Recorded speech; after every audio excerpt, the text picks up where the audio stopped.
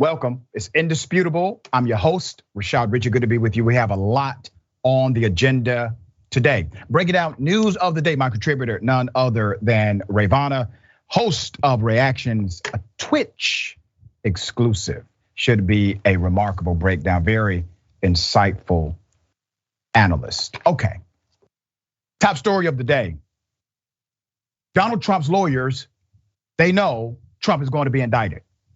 They are concerned, they are worried that Donald Trump will in fact be indicted either by the Department of Justice or the Fulton County Grand Jury in the state of Georgia, or perhaps both. Let me give you some background to this. Former President Donald Trump's attorneys are reportedly worried about his legal exposure in the Department of Justice's probe into his actions leading up to and during the January 6th Capitol riots. Now, I've been saying from day one that the most compelling legal issue or the most dynamic criminal action of Donald Trump was actually the Electoral College scheme. So while yes, I do absolutely believe that what Trump did during the speech to animate violence against the United States Capitol was in fact criminal, and I think he will be held responsible for that in a civil court, I do not think it is as clear-cut criminally as the Electoral College scheme.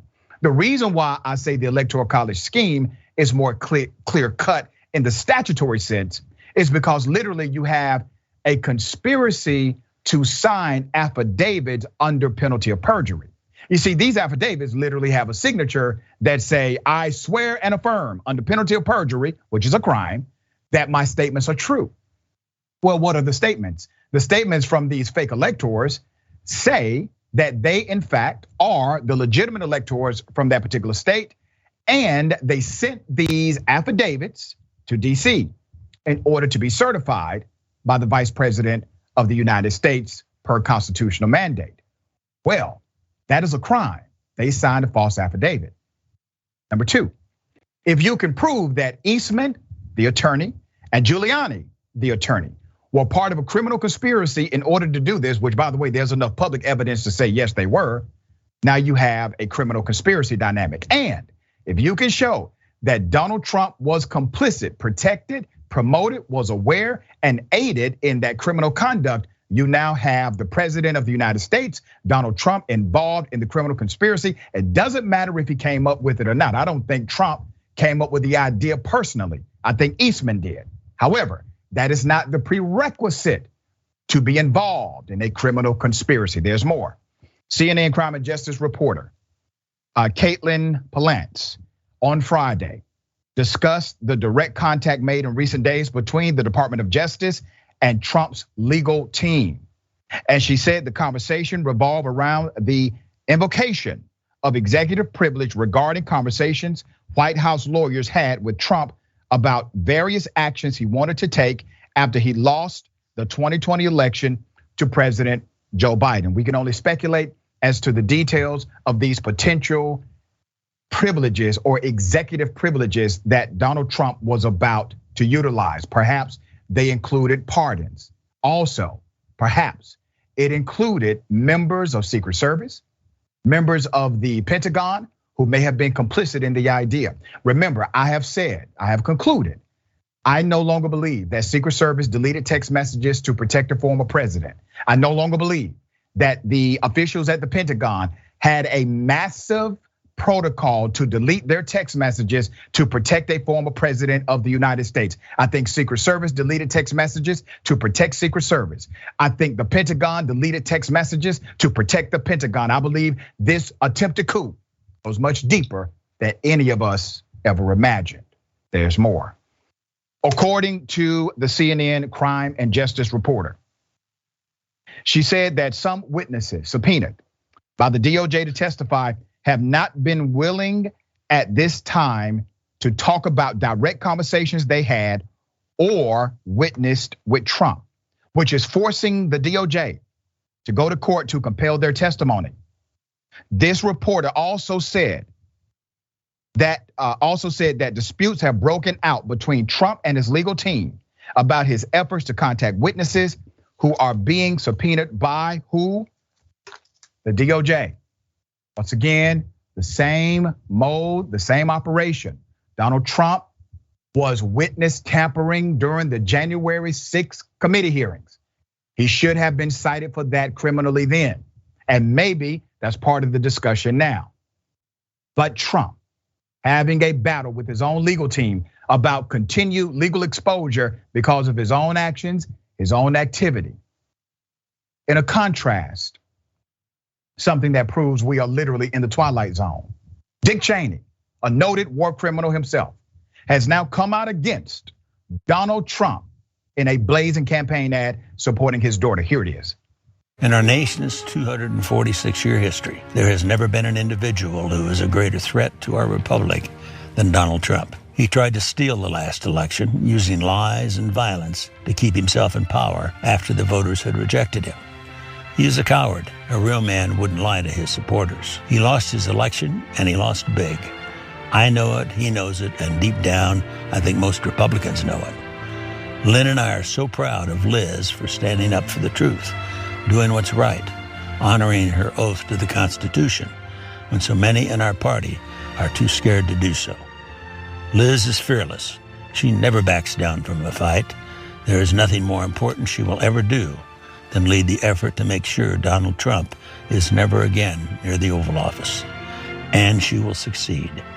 I am Dick Cheney. I proudly voted for my daughter. I hope you will too. I'm Liz Cheney, and I approve this message. The irony is unreal. I'm a fair man. I appreciate Liz Cheney and her leadership on the January 6th committee.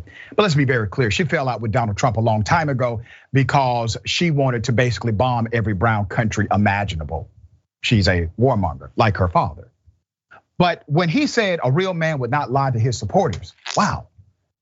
You mean this is coming from the guy who was in the administration that coordinated the lie that said, well, Saddam Hussein has weapons of mass destruction. Let's send Colin Powell up to make this argument for us.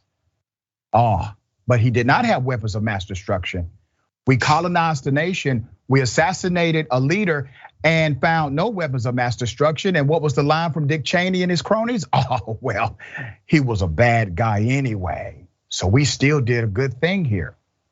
Let me submit to you, the reason why we went into Iraq was not because we thought he had weapons or they had weapons of mass destruction. It was because we knew they did not. All right, Rayyvana, thoughts here. Yeah, another little tidbit of irony coming from that Dick Cheney statement. He's condemning Donald Trump for stealing an election. Dick Cheney was the vice president of the United States because of a successfully stolen election. Yes. And there was a riot involved, the Brooks Brothers riot. So they weren't wearing MAGA hats, they weren't carrying Trump flags or dressed like Vikings. They were wearing suits, but it was a riot nonetheless. And of course, they used the proper channels to do it, but they still stole an election and they did so successful. So I don't want to hear another word from him. If I ever hear another word from Dick Cheney again in my life, it'll be too soon. But if one thing this segment has made me believe is that I feel a lot more comfortable with you leading the DOJ, Dr. Richey, than with Merrick Garland, because I don't have a lot of faith that they're going to handle this properly, that Trump's going to be indicted, because genuinely it's been a pretty feckless leadership from the DOJ. It's been really disappointing. So, I am not holding my breath for this indictment, but I genuinely hope it comes. Yeah, same here. I do believe there's an actual investigation. I do believe they are looking into Trump criminally, but once again, still, that's not the connection. You want the indictment, right? And then after the indictment, you still gotta have a successful prosecution of that indictment. Garland doesn't seem as if his heart is into it. However, some things politically have shifted with the DOJ. Does that mean it will remain? I do not know. Maybe it's for the sake of temporary politics. That would be a disaster if so. We need to do this and do this the right way.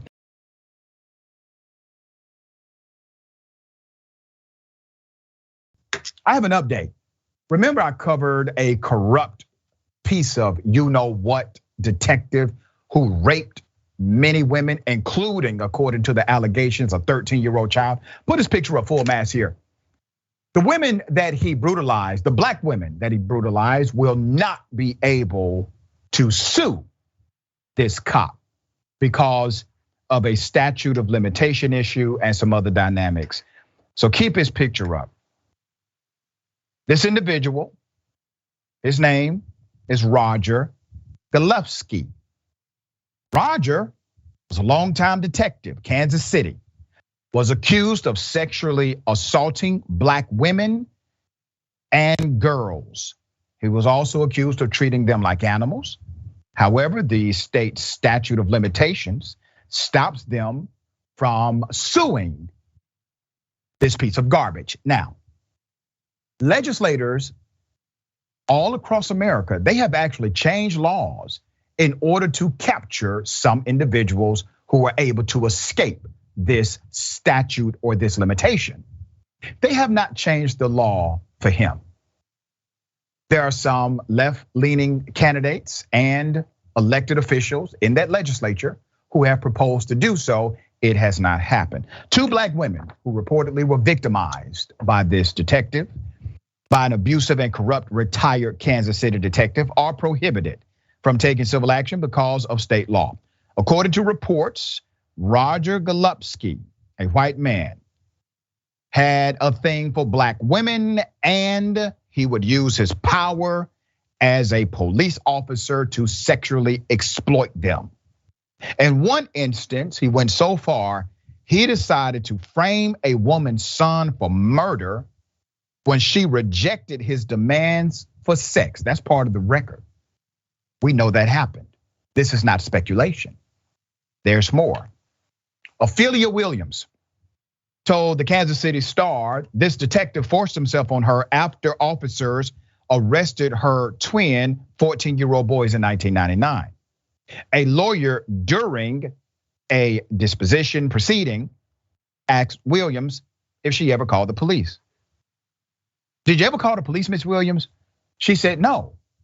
He was the police. Exactly. The detective worked for the Kansas City Police Department for 35 years. 35 years, his corruption reigned in that particular office with significant protection. During that time, it reportedly was well known in the department that he would have sex with black female prostitutes and informants and fathered a number of children, according to court documents. In the 1980s, he forced Rose McIntyre to perform oral sex to save her boyfriend from a false arrest. He then arrested her son, Lamont, for double murder after she blocked a second sexual encounter. Rose's son was exonerated after spending 23 years in prison. The courts looked at the case finally and said he committed no crime whatsoever. There's more. The McIntyre's case exposed this detective initially, who retired in 2010 as a captain. See, this is what happens. He's corrupt for decades. He doesn't get demoted. He doesn't get charged. He doesn't get walked out of the facility in embarrassment.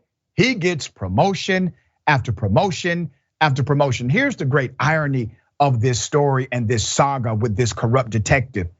The women that he sexually assaulted, they were locals who literally paid his salary. They were paying for their own oppression by way of government mandate. He was a captain, a leader in their community. There's more. Attorneys for the McIntyre family claiming the lawsuit, the detective preyed on about 70 women. I'm sure that's a severe undercount. He is reportedly facing a grand jury and state investigation. Williams said she hopes he is indicted and sent to prison. So that's the criminal aspect. That criminal aspect is continuing, okay? Lamont and Rose McIntyre, remember the family that he completely turned upside down? Lamont and Rose McIntyre received 12.5 million in a settlement from the unified government of Wyandotte County, Kansas City, Kansas at the end of June. It was a far cry from the nearly 100 million they actually sought. But the state law blocks Williams, whose son was also arrested for double murder, from suing. Isn't that interesting? He gets over 20 years in prison because of a corrupt cop. All of the judicial system is aware that he spent this time in prison because of the corruption that they allowed. And he's unable to even sue the man who did all of this criminal activity to land him behind bars because of a state statute. There's more. The detective told Williams that he was close with the district attorney and could help her get her sons out of jail, she said. Several days earlier, this detective was with officers when they executed a warrant at her home. He told her she had nice legs and her 12-year-old would be just as pretty when she grows up. There's a reason that's part of the story. I'm going to get to that in a moment. As he sat with her and talked about aiding her son, he reportedly drew closer to the woman and put his hand on her leg. She stood up and smacked it away, even after seeing his department-issued gun. Golubsky pushed Williams on a couch and sexually assaulted her. The sexual abuse continued for about more than a year, according to a 2020 record. Williams said she never reported the assaults because she feared retaliation. She had up to 2 years to file a sexual assault claim under Kansas law. Williams has since hired attorney William Skepnick, who said there should not be a statute of limitations for breaches of public trust like this. And I agree. Now, we'll say this about the statute, okay? In my reading of this particular statute, it actually does not start until there is what's called zero intimidation to report. Let me break it down another way. If there's active intimidation or coercion not to report a particular crime, the statute of limitation basically never starts. Now, I'm not sure why that has not been an angle so far, but typically that's what the courts will uphold in virtually every jurisdiction. That's to stop the public policy nightmare of somebody basically threatening to kill you during the duration of the statute of limitations. There's more. In another deposition, Tina Peterson, remember her name, said she helped numerous alleged victims while working at a shelter for battered women in the 1980s. He would dump some still undressed. When he was done with them, she added, once again, I'm reminding you, the department was aware of this criminal activity and they still made him captain. Another woman, only identified in court documents as SK, said this detective started abusing her in 1997 when she was 13 years of age. It continued for 4 years. Kansas is one of 4 states, including Arkansas, South Dakota, and Washington, where child victims can sue up until they turn 21 years old. Iowa is the only state with a lower age limit at 19. Numerous legislative attempts to raise or remove this time limit on sexual assault lawsuits have failed. I got more. Laura McDonald. Ms. McDonald, executive director of Metro Organization for Racial and Economic Equity, said the restrictions are bogus and said they should never exist for rape survivors. So here's the thing, this detective is still living, okay? According to the advocate here, this detective, he's still alive, has a couple of pensions off of the tax dollars that these women earned and paid into. Isn't that something? He's still getting his pension. And they know that. McDonald said they're paying for his very survival. And he lives in retirement and they've gotten zero justice whatsoever. What kind of system would allow this scumbag to still get multiple pensions while all of this criminal activity is in front of him? that he did, all of the victims across his 35-year career as a member of law enforcement. Casey said the former lawman called her and said she was a witness to a crime and she needed to meet with him to absolve herself from wrongdoing. The detective then molested and raped the girl. He allegedly threatened to kill her and harm her if she ever reported it. He told me just keep my mouth shut. And that if I wanted to see my sweet little grandma again, he advised me not to talk to anyone or speak to anyone and basically act as if he did not exist, she said. Or I would be kissing my grandma goodbye and my brother would be doing life in jail. Put up the picture of this evil man. Look at him. Let's be very clear. He did not become a police officer and then engage in corruption. He was already corrupt. That's the reason he became a police officer. Do you see that? Because he knew what profession would provide him with the opportunity and protection he needed to be the psychopathic SOB that he is. And he was right. Rayyvana, thoughts here? Yeah, I mean, it's just a disgusting story, but I mean, it's not a new one. Throughout all of American history, white men have been raping black women and girls to not just exert dominance and power over them, but I studied this in my undergrad, wrote about it, particularly after the Civil War. They would do it to establish, dominance over black men. And you see that here because he's sexually abusing these women and then putting their sons in jail for crimes they did not commit.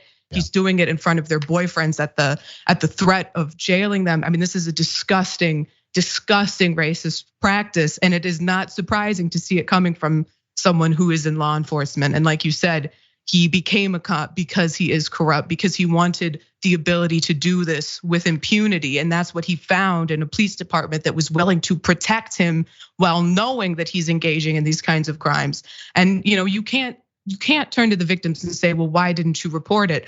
Who would she report it to? Who would these women be reporting it to? The police station that's there to protect this man in the position of power. He is the police department. So I know they're arguing that there should be no statute of limitations for bringing the civil case because of that betrayal of public trust. I fully agree. I'll take it a step further and I say there should be no statute of limitations on bringing suits against sex criminals in any case, because there's so many circumstances where women are fearful for their lives, even without direct threat of pushback or of harm from their abusers. There's tons and tons of circumstances as to why a woman would not report sexual abuse. If she's in an abusive relationship, it's hard to get out of those. The statute of limitations could pass and she might not be able to get that justice that she needs, because putting them in jail is one thing, but getting any form of any sort of monetary value to help start repairing the damage that has been done, that's an important aspect of the justice. And seeing these states put limitations on minors who were the victims of sex crimes, that is a disgusting miscarriage of justice, and that needs to be addressed. That's right. And listen, it's not as if others cannot do the right thing here. That local government, they are able to simply make this right if they choose to. The state can also, through the legislature, make this right if they choose to, without even changing the law. They can make this right directly with these individual victims, and they can change the law as well. All right.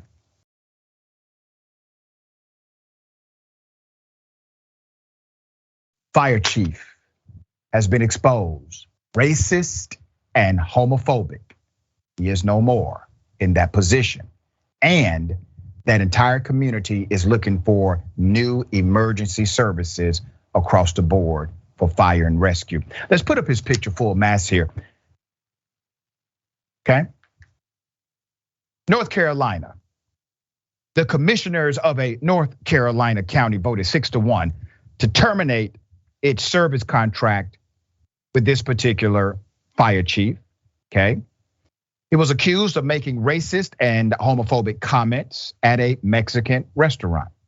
An investigation was launched after some of this former chief's remarks were captured on surveillance video. His name is Shannon Worrell, okay?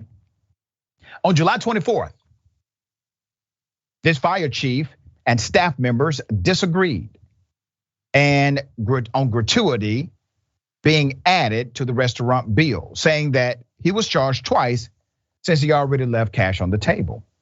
Restaurant manager Adam Velasquez said that it's restaurant policy to add gratuity for party 6 or more. Everybody knows this, by the way.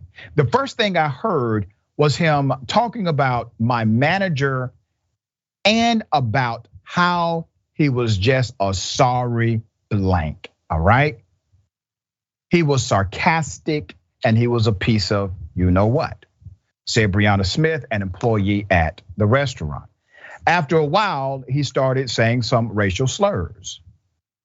You should have died whenever you crossed the river over here, he said. We should close the border and send you all back, he continued. Said restaurant manager Velasquez. After that, it kind of got out of hand. So I had to call the cops to try to get him out of here. His wife had come in here and got him out. So this fire chief decided to defend his comments. Let's put up the graphic we have. He decided to defend his comments, including a homophobic remark directed at a same-sex couple in an interview on local news. So to the same-sex couple, he said, I guarantee y'all didn't make no child. All right, he's just going around being his superlative self, obviously. I definitely am not a racist, he said. The fire chief who resigned from his position with the organization on Monday at about 4 p.m. He went on to say, I have multiple friends and family of different walks of life, choices, sexual preferences. There it is. That does it. The equivalent of I gave money to Colin Powell back a few years ago, okay? All right, there's more. This fire chief was caught on camera telling a same-sex couple, I guarantee y'all didn't make no child. He says his comments were misunderstood, all right, just misunderstood. I was trying to identify who is the mother, the chief said. 2 women cannot be the mother. That is not sexism. It's not homophobic. That's science. As for the racist comments, he says he'll take responsibility whether it be true or not. Oh, well, I wasn't homophobic. I'm just trying to ascertain a scientific dynamic. As far as racist, I just accept responsibility and say, I don't know if I did it or not. Now, let's be clear, all right? I was adopted. My mother did not birth me, but that's my mama, all right? Okay, there's more. Tempers were flaring on both sides by multiple people, said the fire chief. I do not recall, but I'm not denying. I'm saying I'm sorry for anything said on my behalf, and I have no hard feelings for anything that was said on theirs. That is mighty white privilege of you, Mr. Fire Chief. Okay. When asked if he was remorseful for the comments, he said, of course. Not because of homophobic, not because of racism, but because of humanity, the fire chief said. I feel like, we're supposed to all get along, regardless of background, sexual preference, ethnic backgrounds, whatever. I mean, he's a regular Dr. Martin Luther King Jr. It's insanity. Here's why it's important. It's important because this cat was in charge of saving lives that may not look like him. He was in charge of saving lives that may not share his, let's say, sexual orientation preference. He was in charge of saving lives that he is clearly biased against. He deserved exactly what he got to go. Now, I want to know who in the hell was the one person that said he needed to stay. I'm researching that. All right. He did resign from the town before they made an official decision. He saw the writing on the wall. Contract is over. They have decided to look for a new contract altogether. So everybody that was under his leadership, they're gone too. What's the moral of the story? It doesn't pay to have a boss as a racist. All right. Rayyvana, thoughts? Yeah, I, as a member of the LGBTQ community, love the defense. I'm not homophobic. I know a gay person. I could not be homophobic. I'm related to somebody who's gay. Just don't think about the homophobic things I said. Forget about that, okay? Just think about the fact that I have a relative who's gay. It's just so silly, but I mean, also, gay people have biological children, and you don't have to have a child biologically for that to be your child, for you to be that child's parents. But like, it's clearly extremely ignorant to like pretend that two women cannot be the mother of a child. Like it's absurd, it's disgusting. But I think that one thing that's really telling about this is that he felt so comfortable doing this that he went out and defended himself. He was like, and I believe that he probably thinks he did nothing wrong. I believe that he probably thinks there was nothing inappropriate about that encounter, nothing homophobic or racist about that encounter, because that would require him thinking of himself as a bigot. And he's clearly not going to do that. It was disgusting, and he should be ashamed of himself. But he's only, upset that he lost his job. That's it, and that's what he was trying to defend in the worst way possible. It wasn't that he cared or was actually remorseful. He was trying to save that contract, unsuccessful. All right, we got more on the other side. It's Indisputable, stick and stay.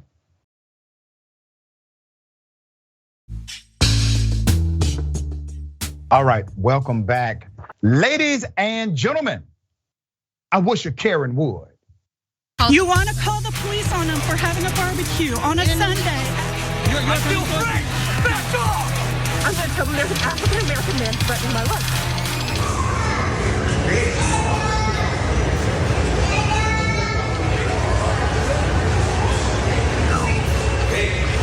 Oh, she's dead now.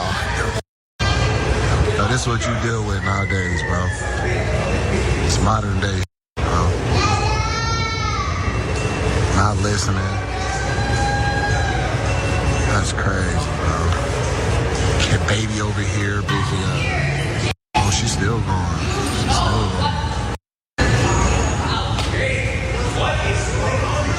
Hey, he let it slide once. If you walk over there, look at this, bro. She's walking up to him. Hey, somebody, call the police, bro. Call the police. Somebody need to call the police on this chick, bro. She just walking up punching these grown ass men.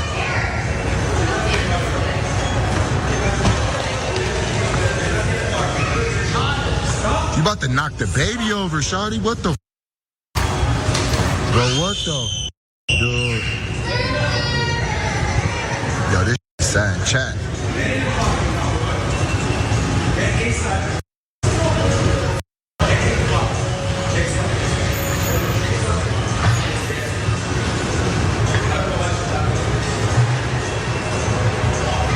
Yeah, bro, just get in the car and leave, bro. Chad, walk away, bro. Yeah, bro, she better not put her hands on my coach, bro. No, that's right, damn it. Put her hands on your coat. We're gonna have some problems with Karen, all right? I definitely understand that. I got more video, here it is. Well, she just grabbed this lady here and pulled, hey, last stop recording. She just grabbed this lady here and pulled her to the ground, fam. Trying to fight everybody. Yeah, she going to jail. Oh, damn, so I should have recorded that. Damn, I can't believe I missed that.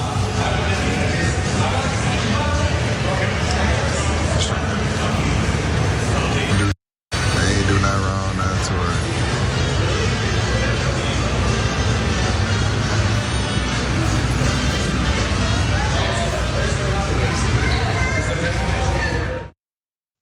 Okay, I really appreciate the brother providing the narration for us, because we did miss some pivotal points. He was able to keep us in the game here to understand exactly the severity of what happened. Let's put up a picture full mass of this Karen in her full Karenicity. Listen, here's a highlight of bias approaches.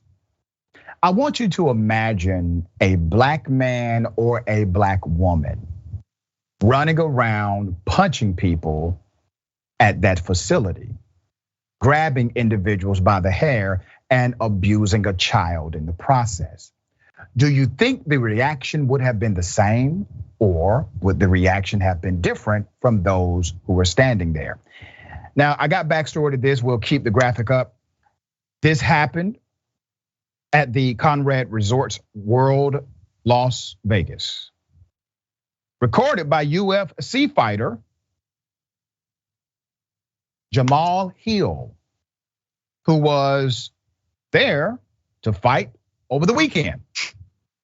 Said he and his coach, the bald guy that tried to help, were just sitting out front, and Karen got out of the car and started acting this way after an interaction with an employee. We have no record of an arrest being made, even though we have a record of multiple assaults. And once she was told to leave, that became criminal trespass. No arrest. All right. What are your thoughts here, dear sister? Yeah, it's funny because Jamal went there that weekend to fight, and so did Karen. Apparently, right. She's actually she was warming up. She was the person he was going to fight. No, so for everyone watching, I've observed Karens for a while now. So this is a particular type of Karen. This is brunch drunk Karen. This is a few mimosas too many at all you can drink mimosa brunch drunk Karen, middle of the day drunk Karen.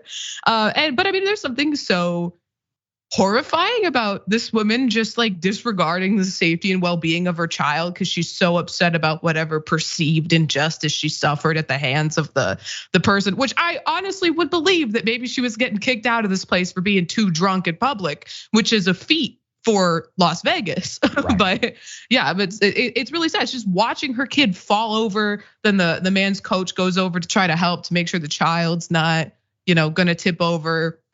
And she keeps going. She tackles some woman. And I mean, Karens can't help but show their asses. This Karen did that literally. Yeah, that's right. And here's the thing. Once again, we're indisputable. We provide a mirror for reflection and correction.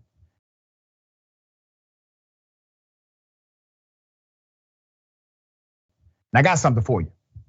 Double dose. You want to call the police on them for having a barbecue on a Sunday? I feel free! Back off! I'm going to tell them there's an African-American man threatening my life.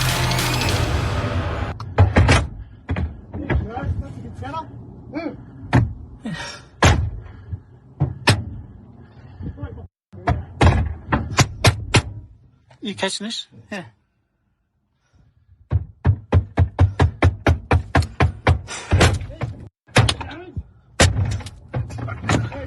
Get in.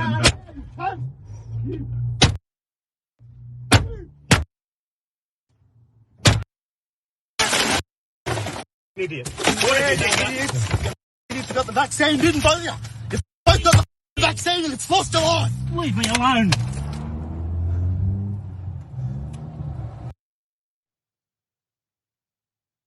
I would have had to shoot him.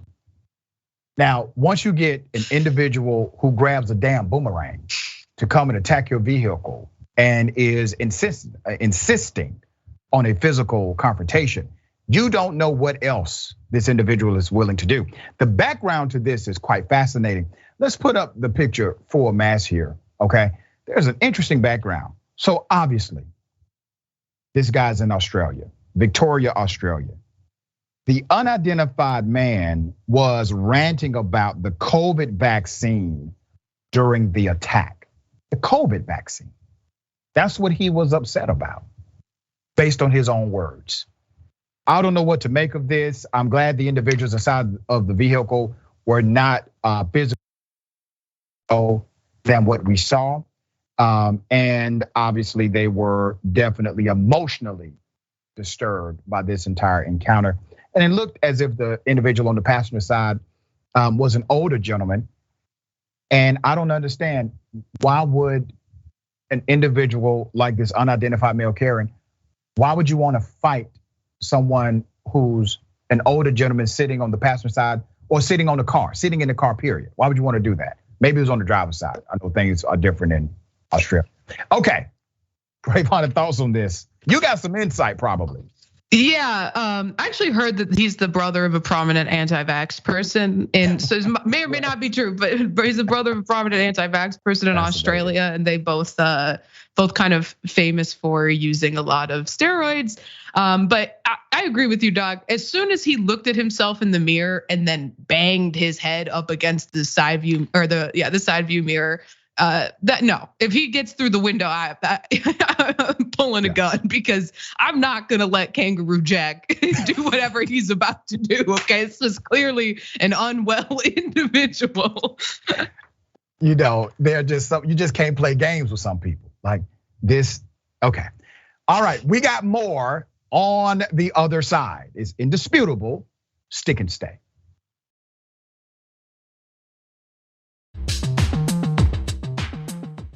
Welcome back. We have a lot of show. Thank you for remaining. Okay, let me read some of these amazing comments. Greyhound Dragon says, setting a great example for her child, talking about the out of control Karen. Tall glass of shut up juice says, Karen's down under. The guy in the car has balls of steel. That crazy guy would scare the crap out of me. Donald James X, people don't just act like that. Karens are an amazing breed.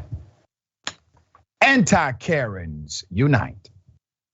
You're screaming at employees more. Get out of here. Not racist. Yes, it is. No, it's not. The United States doesn't have an official language, jackass.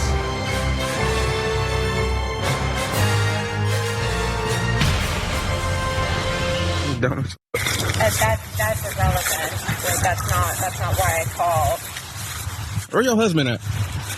Babe. Reporter, but don't interact with her.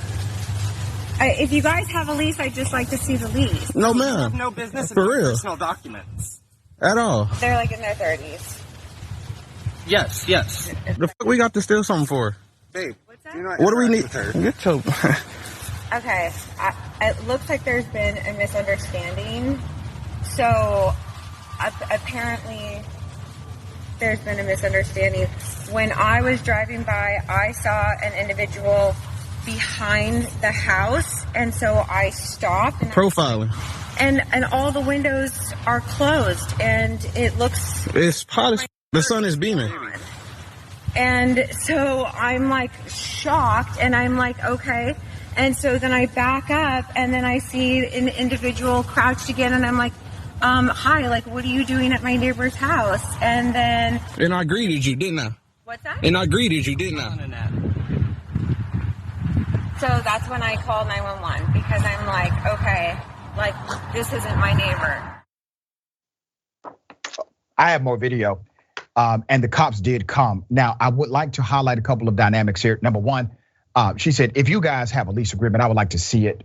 Once again, the equivalent of what? Asking for your freedom papers. In order for you to be in this community, I need paperwork saying that you're supposed to be where you are. I know I have no authority, but I do because I'm white and privileged. And so you must provide me with a copy of your lease agreement. Who in the hell goes around demanding a copy of a lease agreement other than a Karen? Now, she did not realize that day she was actually up against anti-Karens. Here's another dynamic that's really interesting. She said to the 911 operator, there's a misunderstanding. Why are you still on the phone? Why are you still talking about the misunderstanding? You now know for sure there is no criminal activity. And here's another thing. You know how many of these Karens claim they are afraid because all of a sudden there's strange activity around them? Does she look afraid to you?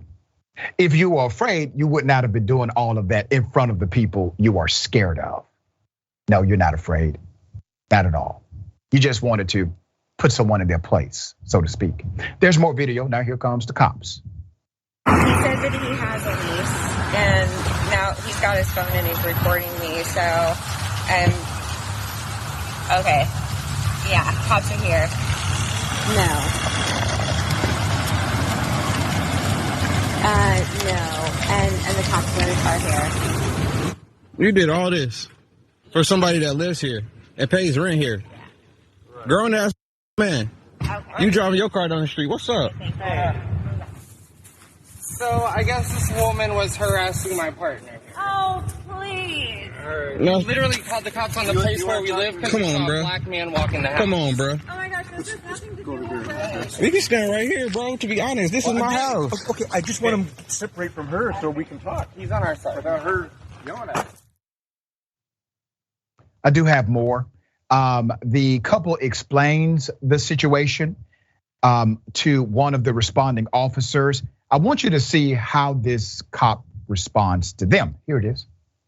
What's going on? I guess she doesn't believe that we live here. We moved here 3 weeks ago. About 3 weeks ago. Annette Williamson, Randy Williamson are the property owners. We have a lease. Alright. It's a really weird issue to have. I was standing behind my house, right here. She pulls up, she stops. What do you mean? I wave, and she pulled off. I heard her car still humming right here. She got a me in that bitch. I heard her car still humming, so I went inside, and I came outside. And she asked me what I was doing here. I said, I live here. I walked back outside because I peeped through the window and I seen her right here. So I walked back outside and I asked her, did she need something? And she said, yes, I do. What are you doing behind my neighbor's house? I said, I live here. These neighbors? I don't know but whoever she's talking about. She said whoever live here got 2 kids and they don't. We live here.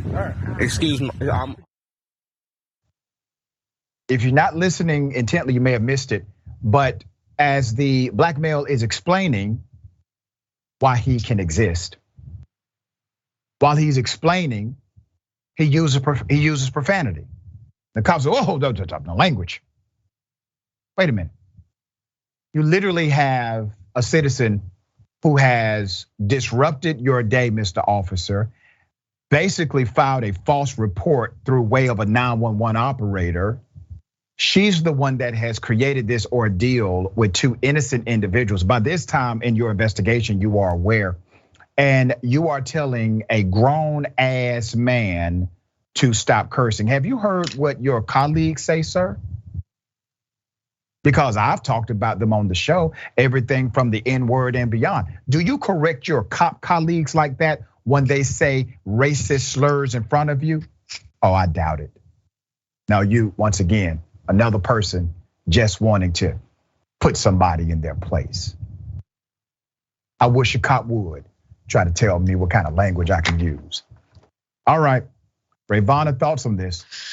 Yeah, first I wanna just say directly to my fellow white women, mind your goddamn business. You see a black man existing, that's got nothing to do with you. Mind your business. You think, just standing outside in his yard, nothing to do with you. Keep driving. You don't gotta pull over. Don't gotta ask what he's doing. None of that. You don't have to ask to see the lease, that's for sure. Because who the hell are you? What authority do you have to think that you can demand someone show you their lease because you saw them and they were black? And you thought, what right does a black person have to be in my white neighborhood? It's disgusting, it's racist, and they keep telling on themselves. Yeah, let me do something, all right? Let's go to Rayyvana full mass here. Let's go straight to Rayyvana, all right? Just put up on the screen, white women, this is now your new leader. All right, we got more, absolutely, my pleasure. We got more on the other side. It's Indisputable, stick and stay.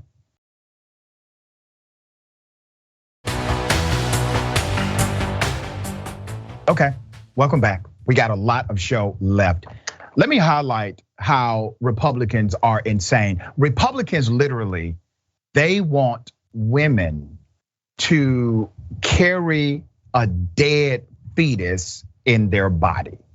That's basically what they would like by way of policy, by way of legislation. So let me first take you to Indiana.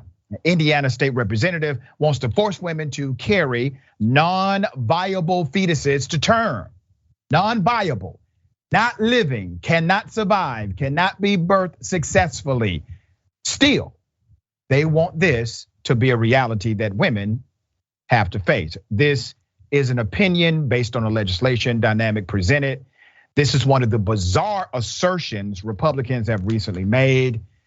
Okay, at a recent Indiana state legislative session, Democratic State Representative Kerry Hamilton pressed Republican J. Michael Davison on an amendment that would ban abortion even in cases of severe issues with the fetus, even if it would be stillborn, which means dead, not living, no life at all, no biological function.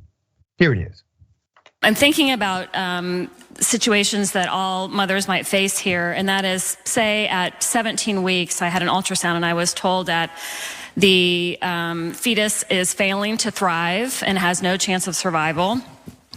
With this amendment, is it true that I would have to carry that fetus to term? Is that true? Could you rephrase the question? Sure. So imagine I'm pregnant. I'm 17 weeks pregnant, and I've learned that the fetus is not thriving and has no chance of survival. Is it true under this amendment that I would have to carry that pregnancy to term? Yes. Okay, a couple of more questions. So who will pay for the funeral after the delivery of a dead or dying infant? I presume you or a trustee. Okay, so we're foisting that expense upon the grieving would-be mother. So one more question. Do you have any guidance as to how I would talk to my family or my young children about what I'm experiencing as I'm going through extreme trauma leading up to a delivery of a dead infant, that they're seeing me go through this pregnancy? Can you imagine the trauma there? Do you think there's a way to handle that that makes sense? Well, I would simply say this. I don't think any of us are guaranteed tomorrow. All of us must accept death as a consequence of life itself. And that I would hope that you would turn to your faith and your loved ones to help guide you through that, and put faith and trust in our Creator, the Almighty God. Wow, Representative Davison.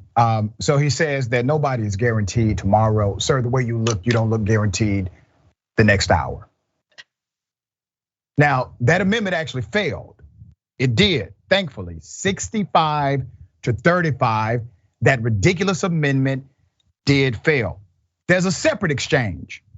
Indiana Republican State Representative Karen Engelman, yes, an actual Karen, struggled when Democrat Rita Fleming asked her about banning abortion for child survivors of rape and incest. Here's that exchange.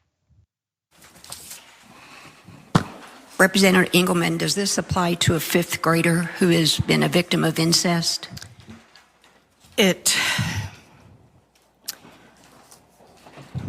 does, but I think it's harmful to put a minor in the position of being the new Jane Roe. The weight of whether or not we allow lives to be ended should not rest on the traumatized shoulders of a young rape survivor. No, they don't. They rest on the ridiculous shoulders of backwards ass politicians like yourself, because you all create the policy, they do not. Now, there's another dynamic that must be highlighted. American Conservative Union Chair used the topic of abortion to deflect against criticism after Conservative Political Action Conference hosted a far-right Hungarian individual who does not want racists to intermingle. Here it is. But here's the other thing, which is I'm in Hungary, we're at CPAC Hungary, we're in Budapest, and all these people are talking about how racist conservatives are because of immigration or that. And I was like, how about this? How about in America we stop killing our unborn children? You know, we're killing young unborn kids of color. More blacks are aborted than are allowed to live. I'm not for that. You're not for that. They are the biggest hypocrites. They say that we're the racists. Stop funding Planned Parenthood. Stop funding the genocide of that young black child, those kids of color. I want to embrace them into our civilization. They want to give them a death sentence. One thing CPAC. Okay, so let me go ahead and educate you, sir. The federal government does not fund Planned Parenthood abortions because of a law that was passed in the 1970s that prohibited such funding. In addition to that, you're also wrong about your statistics by saying that more black children are aborted than born. 100% inaccurate in that relay of bad information. He was talking about Prime Minister Orban, and let me give you some background to this far-right nationalist he was referring to. Last week, a senior advisor resigned after an address by the prime minister. She characterized as a pure Nazi speech. In it, the prime minister repeatedly denounced the idea of mixing races. Okay? All right. Amidst the crackdown on abortion rights in Florida, Governor Ron DeSantis suspended a Tampa prosecutor who said he would not prosecute abortion cases. Florida Governor Ron DeSantis on Thursday suspended Tampa's elected prosecutor, the people's choice, suspended this prosecutor, Andrew Warren, for pledging not to use his office to go after people who seek and provide abortions or on doctors that provide gender-affirming care to transgender people. In his executive authority, DeSantis accused Warren of neglect of duty and incompetence as the state attorney of Hillsborough County. To take a position that you have veto powers over the laws of the state is untenable, DeSantis said at a press conference in Tampa, surrounded by law enforcement. Now, I want to remind everybody, there's prosecutorial discretion, okay? So all prosecutors have prosecutorial discretion. DeSantis has taken this away. What are your thoughts here? It's so insane, and it's tracking all across the country, not just isolated in one state or another. This is permeating in American culture by way of Republican legislatures and governors. Yeah, I just want to say, like, as someone who would be dead now if it wasn't for access to abortion care, seeing these Republicans saying these disgusting things and just disregarding the very, very important aspect of healthcare that abortion is a horrifying nightmare. I want them to keep their Bibles as far away from my uterus as physically possible.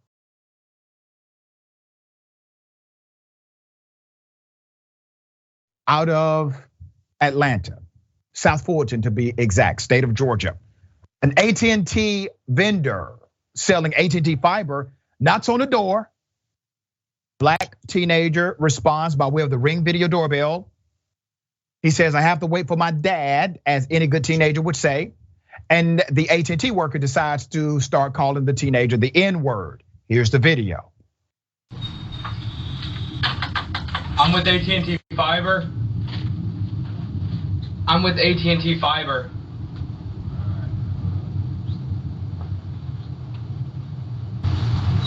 Okay. Thanks for being. No, I'm good. I'm just.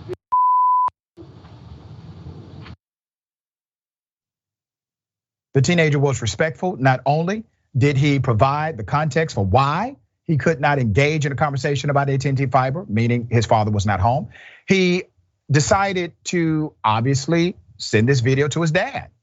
His dad was outraged. His dad was shocked. The AT&T worker not only used the N-word, but also decided to start singing the N-word in a black community where he's looking for black people to give him green dollars while being racist against the very community he needs commission from. There is more. Let's go to the 16-year-old. This 16-year-old stand-up individual, okay? His name is Montreal Godley, answered through the Ring camera and said he needed to talk to his father first. He wasn't rude to the AT&T vendor. He didn't say, get the hell off my property. He didn't say, I do not have time for you. He said, I have to talk to my father first. But that's when the man walked away and said, thanks for being an N-word. The man appears to use the derogatory term a second time as he sings it and walks toward the driveway. All right, let's go to the father. The father was in shock. Because of this, he was frustrated that his son had to experience it. His name is Aaron Godley. AT&T issued a statement. AT&T said, this vendor's behavior is vile and offensive and goes against everything we stand for as a company. We have zero tolerance But what happened today and the relationship with this vendor has been terminated. Let me give a big shout out to Crystal Bowie of CBS 46 News Atlanta, who did a great job of doing the original reporting of this story and exposing this activity of the AT&T vendor. Rayyvana, what are your thoughts on this? Yeah, I just want to say, never let anyone say to you, oh, I didn't mean it. It just slipped out. I was so angry. I was stressed, whatever. There's no universe in which it's okay to ever say a racial slur. And if you're not a racist, it doesn't slip out. It's never on your mind. It's never something that would come out of your mouth. So it's always the excuses that these people give. I'm just gonna preemptively say, don't let them use those excuses. Very well said. Always a pleasure, dear sister, having you on the program. Tell people how they can follow you, check out your great work. Yeah, absolutely. You can check out my videos for Rebel HQ on Facebook and on YouTube. You can check out Reactions on Twitch every Thursday at 3. And then for updates, you can follow me on Twitter at Rayyvana TTV.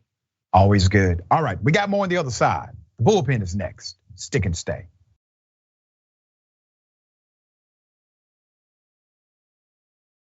All right, welcome back. Ladies and gentlemen, welcome to the bullpen.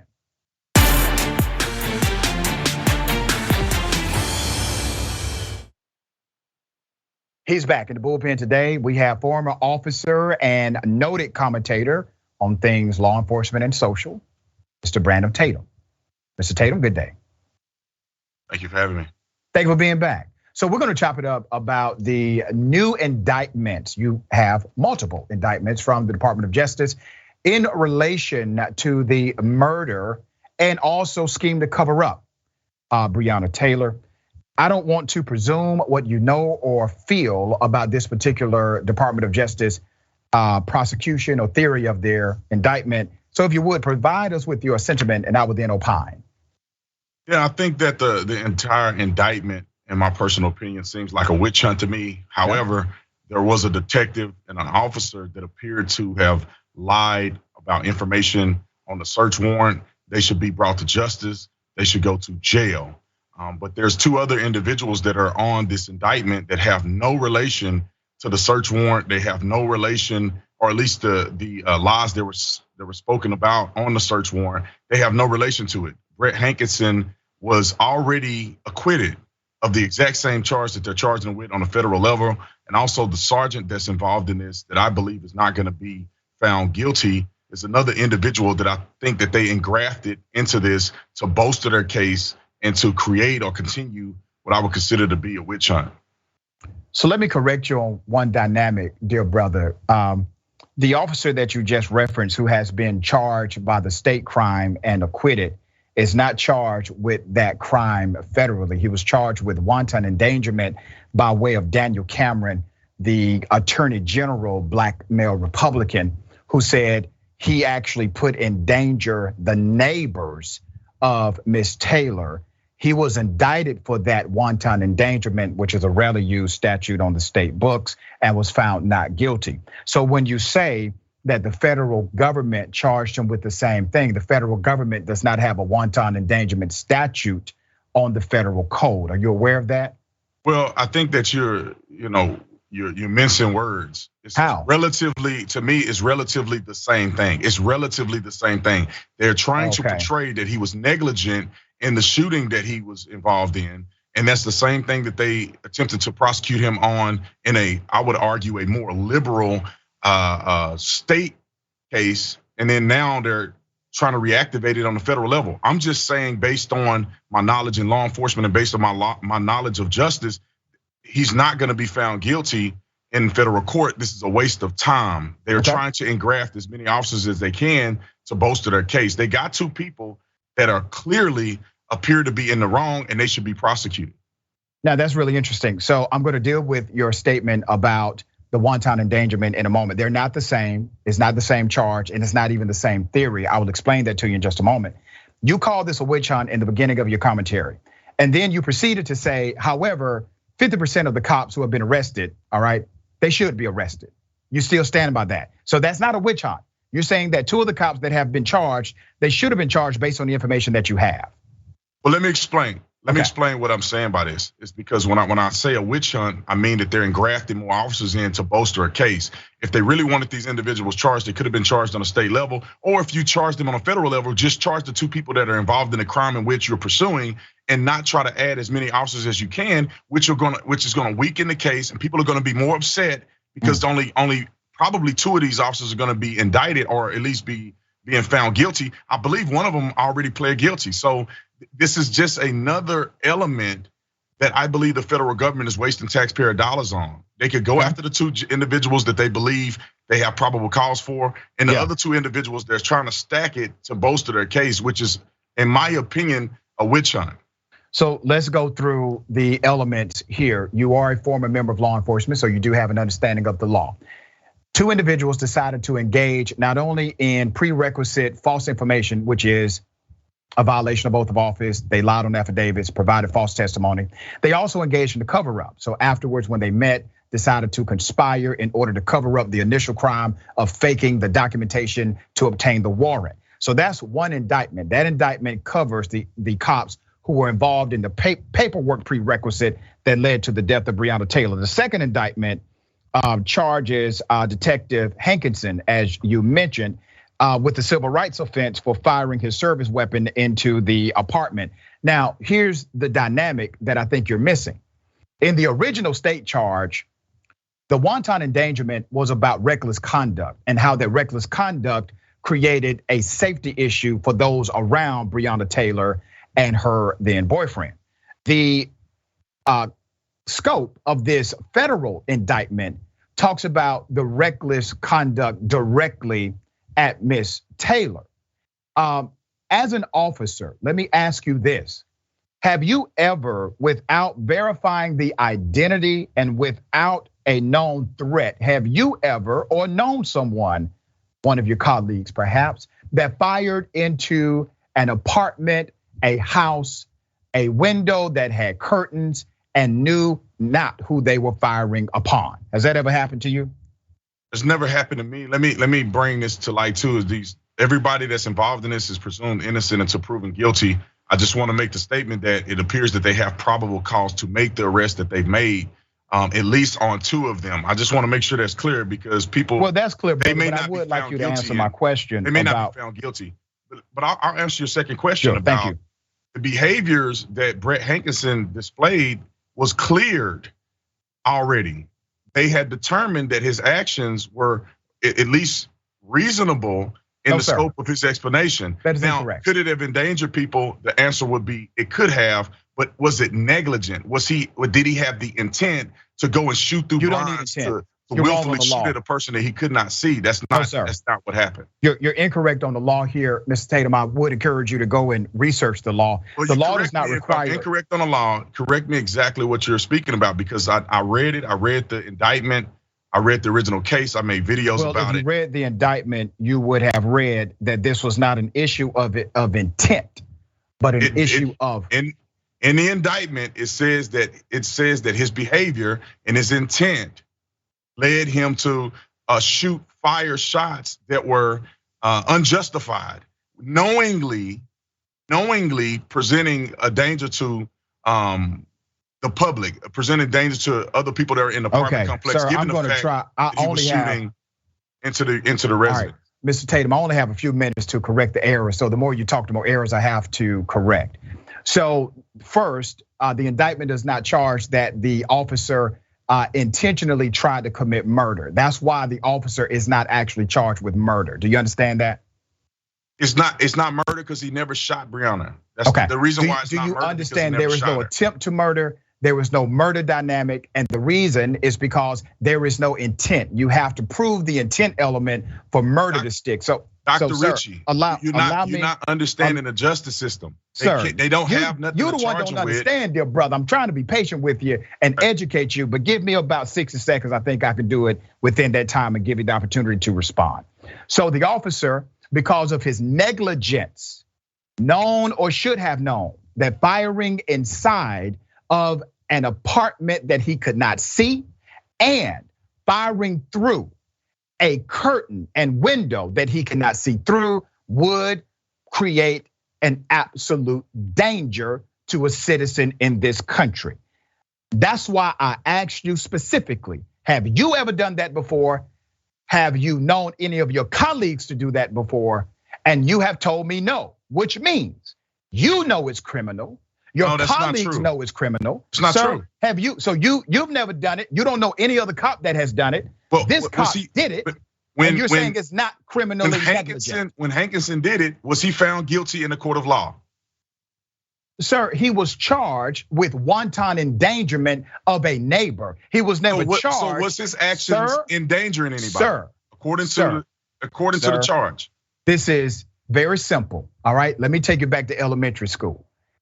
The officer in question has never been charged with the crime in relationship to Breonna Taylor, number one. Number two, the federal government has concurrent jurisdiction to investigate and to prosecute crimes in the United States of America. They decided to charge this cop with the absolute negligence created and with the shooting inside of her apartment, not knowing or establishing the target whatsoever. You have already admitted this is not normative behavior. You've never done it. Your colleagues have never done it.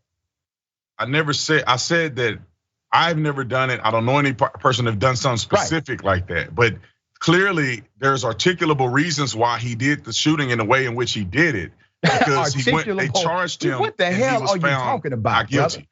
So let's go back to the original charge of wanton endangerment, since you want to keep it there. You are aware that it doesn't matter if he was found guilty or not guilty of that particular element of a crime external of Miss Taylor, external of Miss Taylor's apartment, that has no bearing on the Department of Justice willing to take a charge or willing to allocate a charge or grand jury serving a charge up as it relates to her apartment. You do understand the difference here with the jurisdictions, right? What I'm telling you is that he's not gonna be found guilty because there's already a case that was tried. And you gotta think of how they tried. That has nothing to do he was tried, with the new case that is being brought. Liberal peers that are not favorable to him. On a federal level, they're gonna draw from peers that are a lot more favorable to Brett Hankinson in his original trial. So this isn't about guilt or innocent. This is about some jury members being favorable to him. It will be. I'm just telling you. But that's what you're saying. You're not saying this is about his guilt or innocence. You're trying to create arguments. No, sir. You just said this was about a jury being favorable to him. What I'm saying, listen, this is how the justice system works. They're gonna draw from a particular jury pool, right? And the jury pool was incredibly liberal. More than likely, they were not. Are you aware of the jury pool this federal government? You're going to draw from more conservative, liberal, conservative. I don't even know where you get that from. The jury pool, and I guarantee you, he's not going to get charged. Well, sir, he's already charged. I mean, he's not going to get found. He's not going to be found guilty. Okay. So you do realize that the jury pool has expanded because of the jurisdiction of the federal government. It's not a limited jury pool, it's more of an expanded jury pool. And before I go, brother, I just want to ask you this question. Which makes it different. Really quick question. You expand from Kentucky as a whole, it's more favorable. Is it wrong, sir, is it wrong for a police officer to shoot inside of an apartment without having eyes on the target and shooting through windows that are closed and doors they cannot see through? Is that right or wrong? It depends. No shots being fired, no established contact with the target, no weapons, no threats, no nothing. Contact with the target. Sir, is that legal or illegal? In the doorway. Is that legal or illegal? He identified the target in the doorway. He moved his position to the window, which he knew in a general area where he was shooting at, and he was found not guilty. The target was drugs and money. No, it wasn't. Did you know that? Sir, in the warrant they signed, the target was drugs and money, which, by the way, they found zero. Well, you see, this is why people like me are doing what I do. Breonna Taylor was the original target. There's a person on the warrant, and then there's a warrant for search. She was shot. Her boyfriend was sitting in the house for about 15 minutes before they ever came in to rescue Breonna. Sir. There was a potential that they could have flushed drugs and all kinds of other different things. A young woman who was innocent or not? Say that again. Did they murder a young woman who was innocent? Should be alive today? No, I don't see it that way. I see it that she was killed. Why did they cover it up? It was unfortunate. Why did they cover it up? It's not. You see, you're admitted. Cover up. Why did they cover it up, brother? There's not a. They covered it up. There's two different elements here. There's why did they cover it up? Executed the warrant, There's people who executed the warrant who actually shot her. You're not going to answer the question. And then there's people who were drafting the warrant that had nothing to do with the execution of the warrant. We'll bring you back when I have more time. I got another show I got to get to. Thank you so much. I appreciate you. Thank you. All right. Remember, take care of yourself, take care of each other, take care of the planet. Remember, the truth is always indisputable.